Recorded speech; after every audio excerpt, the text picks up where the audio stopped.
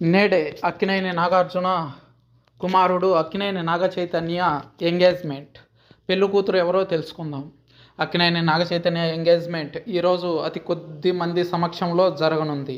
నాగ చైతన్య త్వరలోనే పెళ్లిపీటలో ఎక్కబోతున్నట్టు అక్కినేని యూనిట్ వర్గాల నుండి సమాచారం అందుతుంది. ఈ వార్త టాలీవుడ్ టాక్ ఆఫ్ ది టౌన్గా మారింది.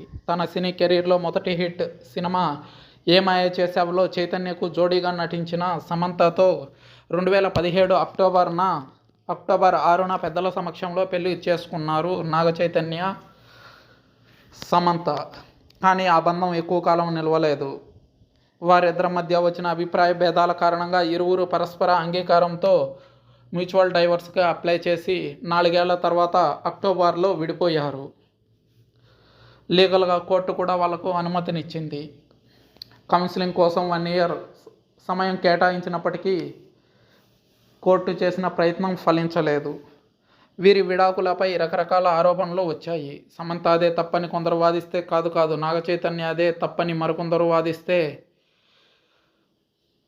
ఇలా రకరకాలుగా సోషల్ మీడియాలో భిన్నాభిప్రాయాలు వ్యక్తపరిచారు. అయితే సమంతతో వైవాహిక జీవితానికి శుభం కార్డు పడిన తర్వాత నాగ చైతన్య, శోభిత ధూళిపాళ్ల ప్రేమలో ఉన్నారని వార్తలు వినిపించాయి.